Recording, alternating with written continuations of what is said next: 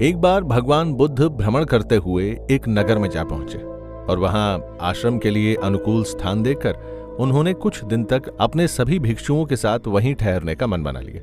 वो नगर पहाड़ियों से घिरा हुआ था, आसपास खूब सारे पेड़ पौधे भी थे, तो सभी को वो जगह ध्यान करने के लिए उत्तम लगी। इसीलिए सभी की इच्छा देखकर भगवान बुद्ध कुछ दिनों के लिए वहीं ठहर गए। जब भिक्षुओं ने नगर में जाकर भिक्षा मांगना शुरू किया तो नगरवासी ये जानकर बहुत खुश हुए कि स्वयं भगवान बुद्ध उनके नगर में आकर रह रहे हैं। धीरे धीरे नगर के लोग भगवान बुद्ध के दर्शनों के लिए उनके आश्रम में भी आने लगे।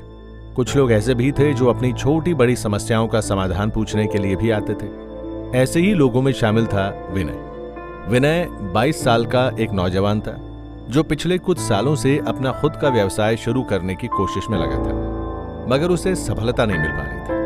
उसने भगवान बुद्ध को प्रणाम करते हुए उनसे पूछा, हे भगवान, आप तो सबके दुख दूर करते हैं, कृपया मेरे दुखों का भी कोई समाधान बताइए। मैं पिछले 3 सालों से अपने पैर जमाने की कोशिश कर रहा हूँ, मगर हर काम में मुझे असफलता ही मिली है। सबसे पहले मैंने गल्ले का काम शुरू किया, मगर मैंने जो भी अनाज भर कर रखा, अगले साल उसकी कीमत कम हो गई, जिससे मुझे भारी नुकसान उठाना पड़ा। उसके बाद मैंने भोजन सामग्री की एक छोटी सी दुकान भी खोली, मगर वो भी नहीं चली और बहुत दिनों तक दुकान में रखे रहने से कुछ सामान में तो कीड़े ही पड़ गए।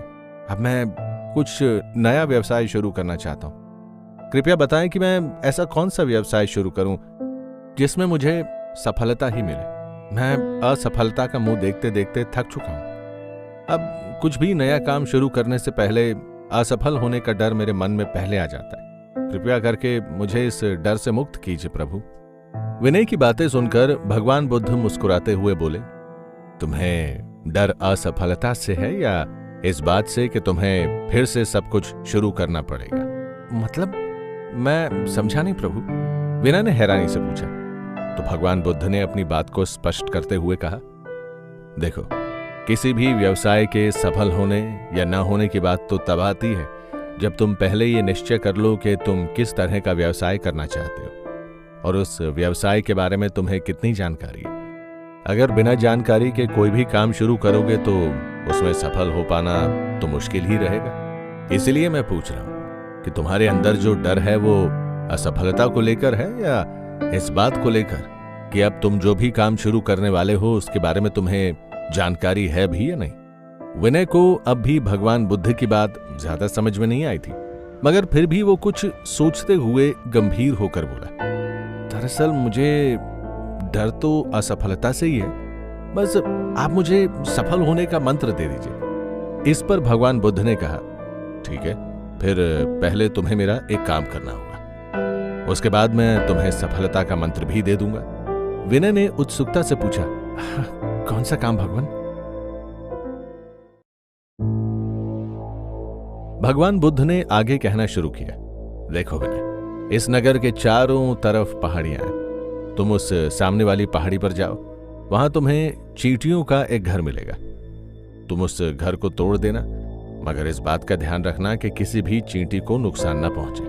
अगले दिन तुम फिर वहां जाकर देखना, और अगर दोबारा तुम्हें वहां चींटियों का घर मिले तो दोबारा यही काम करना। इस तरह लगातार 7 दिनों तक तुम्हें ऐसा ही करना है। इसके बाद जब तुम 8वें दिन मेरे पास आओगे तो मैं तुम्हें सफलता का मंत्र अवश्य दे दूंगा। विनय को भगवान बुद्ध की बातें सुनकर बड़ी हैरानी हुई। विनय के साथ साथ भगवान बुद्ध के आसपास खड़े उनके आश्रम के बौद्ध भिक्षुओं को भी बड़ा अचरज हुआ, मगर वो सभी चुपचाप विनय को देखते रहे। विनय ने भगवान बुद्ध से कुछ भी नहीं कहा और पूछा, और बस अपने मन में शंका लिए चुपचाप वहां से चला गया। उसके जाते ही एक बौद्ध भिक्षु ने भगवान बुद्ध से पूछा, भगवान, आपने उस युवक को ऐसा काम करने के लिए क्यों कहा? भला चींटियों का घर तोड़कर उसे सफलता का मंत्र कैसे मिल सकता है? इससे तो चींटियां और परेशान हो जाएंगी, और किसी भी जीव को परेशान करके ना तो हम खुश रह सकते हैं और ना ही सफल। भगवान बुद्ध हंसते हुए बोले, जानता हूं तुम सभी को मेरे इस आदेश पर उलझन हो रही होगी। फिक्र मत करो, वे चींटियां सुरक्षित रहेंगी। विनय भगवान बुद्ध के आश्रम से निकलकर सीधा उस पहाड़ी पर जा पहुंचा जहां ढेर सारी चींटियों ने एक बड़ा सा घर बना रखा था। विनय ने एक लकड़ी उठाई और धीरे धीरे उस घर को तोड़ने लगा। वो बहुत संभल कर ये काम कर रहा था, क्योंकि भगवान बुद्ध ने उसे कहा था कि ध्यान रखना कि एक भी चींटी को नुकसान न पहुंच जाए। उसने बड़ी सावधानी से धीरे धीरे करके चींटियों का घर तोड़ दिया। उसे थोड़ा बुरा भी लगा कि इस तरह किसी की मेहनत से बनाया गया घर तोड़ना गलत है, मगर फिर भी वो आदेश का पालन कर रहा था। अगले दिन फिर वो उसी समय उसी पहाड़ी पर गया तो देखकर हैरान रह गया कि जिस जगह पर उसने घर तोड़ा था ठीक उसी जगह पर वैसा ही एक घर बना हुआ था। विनय बड़ी हैरानी के साथ मन ही मन सोचने लगा, ये चींटियां तो बड़ी कलाकार है, एक ही दिन में इतना बड़ा और इतना सुंदर घर बना लिया। शायद इसीलिए महात्मा बुद्ध ने यहां लगातार 7 दिन आने के लिए कहा था। ऐसा सोचकर उसने फिर से एक लकड़ी उठाई और चींटियों के द्वारा बनाया गया नए घर को भी तोड़ने लगा।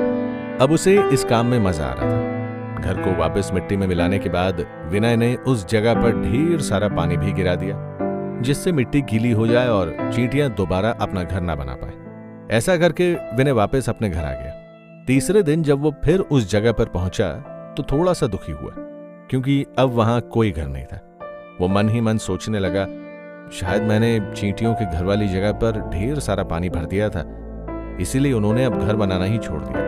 लगता है सफलता के मंत्र को पाने के चक्कर में मैंने कोई गलती कर दी, मुझे उनका घर नहीं तोड़ना चाहिए था। विनय ऐसा सोच ही रहा था कि तभी उसकी नजर थोड़ी दूरी पर गई, जहां चींटियों का नया घर बना हुआ था, और उसे देखते ही विनय के चेहरे पर चमक आ गई। वो खुश होकर बोला, अरे वाह, ये तो कमाल ही हो गया, चींटियां सच में बड़ी चतुर है। इस तरह की जगह मिट्टी गीली हो गई तो क्या हुआ, दूसरी जगह पर घर बना लिया जाएगा। तभी उसे याद आया कि उसे लगातार 7 दिन तक चींटियों का घर तोड़ना है। अब उसका मन भारी होने लगा। वो चींटियों की मेहनत बर्बाद नहीं करना चाहता था, मगर फिर भी आदेश का पालन करने के लिए उसने फिर से उन चींटियों का नया घर तोड़ दिया। और इस बार लापरवाही से घर तोड़ते हुए उसका ध्यान इस बात पर भी नहीं गया कि उसकी लकड़ी से कुछ चींटियां घायल भी हो गई। उसने जैसे ही चींटियों को लकड़ी के नीचे दबते हुए देखा तो फटाफट लकड़ी फेंक दी और वहां से भाग गया। उसे डर था कि भगवान बुद्ध को इस बात का पता चला कि उसने चींटियों को मार दिया है तो वो बहुत नाराज होंगे। अब उसे उन चींटियों के बारे में सोचकर बुरा लग रहा था। वो रात भर चींटियों के घर के बारे में ही सोचता रहा और फिर उसने मन ही मन कुछ निर्णय कर लिया। विनय जब चौथे दिन पहाड़ी की उसी जगह पर पहुंचा जहां चींटियों का नया घर बना हुआ था, जो उसने एक दिन पहले ही तोड़ा था, तो वो ये देखकर खुश हुआ कि चींटियों ने फिर से वैसा ही एक घर उसी जगह पर बना लिया था। उसके दिल को बड़ी तसल्ली मिली और वो मन ही मन सोचने लगा, मुझे लग रहा था कि मैंने कुछ चींटियों को मार दिया, इसलिए शायद अब ये चींटियां दोबारा इस जगह पर घर नहीं बनाएंगी। लेकिन ये चींटियां तो अपनी लगन की बड़ी पक्की निकली। 3 बार घर तोड़ने पर इन्होंने चौथी बार में भी वैसा ही सुंदर घर बना लिया। लगता है खुद भगवान भी नहीं चाहते कि मैं इनका घर तोड़ूं। फिर ना जाने क्यों उन्होंने मुझे ऐसा काम करने को दे दिया, मगर अब भले ही उनकी आज्ञा की अवहेलना हो जाए, मैं इन चींटियों का घर नहीं तोड़ूंगा और जाकर भगवान बुद्ध से बोल दूंगा कि मैं चींटियों को नुकसान नहीं पहुंचाना चाहता था, इसीलिए मैंने उनके घर को नहीं तोड़ा। फिर जो होगा देख लिया जाएगा। ज्यादा से ज्यादा क्या होगा, शायद वो मुझे कोई मंत्र ना दे, नहीं दे तो ना सही, पर मैं अब इन चींटियों का और ज्यादा नुकसान नहीं कर सकता। विनय को चींटियों पर दया आ रही थी, इसीलिए उसने निश्चय किया कि अगले दिन वो अपने घर से इन चींटियों के लिए आटा लेकर आएगा और यहां बैठकर इन्हें अपने घर का आटा खिलाएगा। 5वें दिन तक विनय पूरी तरह से निश्चय कर चुका था कि उसे क्या करना है। घर से निकलते समय उसने थोड़ा सा आटा लिया और उसे लेकर पहाड़ी पर बने चींटियों के घर के पास पहुंच गया। फिर घर के आसपास उन चींटियों के लिए उसने आटा भी रख दिया। 6वें और 7वें दिन भी उसने यही किया। अब वो पहाड़ी पर जाता जरूर था, मगर चींटियों का घर तोड़ने नहीं, बल्कि चींटियों को भोजन करवाने। 7 दिन के बाद जब भगवान बुद्ध के द्वारा दिया गया समय खत्म हुआ तो विनय फिर से उनके आश्रम में पहुंचा और उन्हें प्रणाम करते हुए बोला, क्षमा करें भगवान, मगर मैं आपके बताए हुए काम को करने में भी असफल रहा हूं। मैंने 3 दिन लगातार चींटियों के घर को तोड़ा, मगर चौथे दिन मेरी हिम्मत ही नहीं हुई। मुझे लगता है कि अगर मैं चौथे दिन के बाद भी उनके घर को तोड़ता रहता तब भी वो दोबारा उसी जगह पर अपना घर बना लेती, क्योंकि 3 दिन लगातार घर तोड़ने पर भी उन्होंने यही किया था।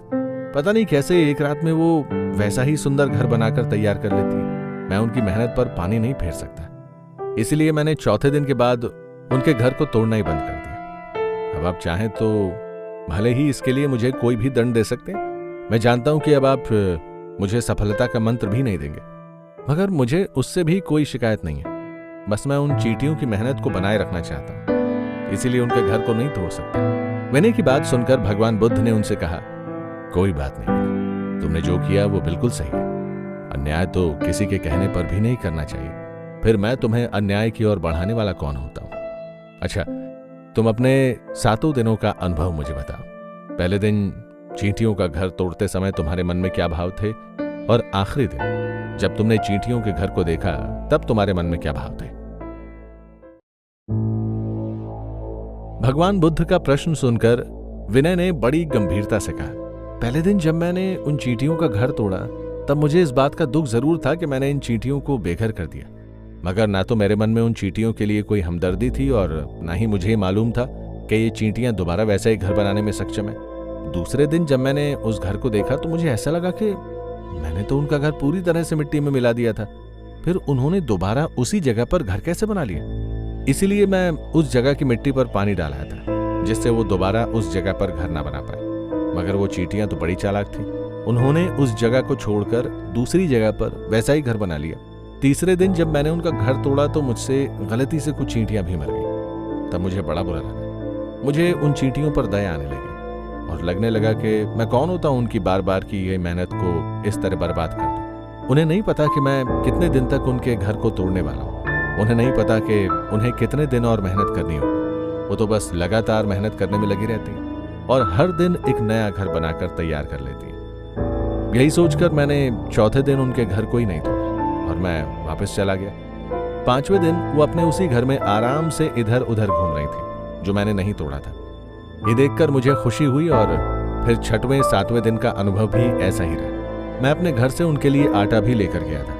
उन्हें इस तरह अपने घर में इधर उधर घूमते और आटा खाते देखना मुझे बड़ा अच्छा लगा और ये भी समझ आ गया कि असफलता का सामना तो तब होता है जब हम कोशिश करना छोड़ देते हैं। जैसे अगर वो चींटियां पहले ही दिन घर टूट जाने के बाद दूसरा घर नहीं बनाती तो वो भी असफल ही होती, मगर उन्होंने न सिर्फ दूसरे बल्कि तीसरे दिन के बाद भी अपना घर बनाया। उन्होंने इस बात की बिल्कुल परवाह नहीं की कि वो अपने घर को बनाने के लिए कितनी कोशिश कर रही हैं या कितने दिन से लगातार वो एक ही काम किए जा रही हैं। उनका मकसद तो बस घर बनाना था, फिर चाहे वो कितने ही प्रयासों में बने। ये सुनकर महात्मा बुद्ध हंसते हुए बोले,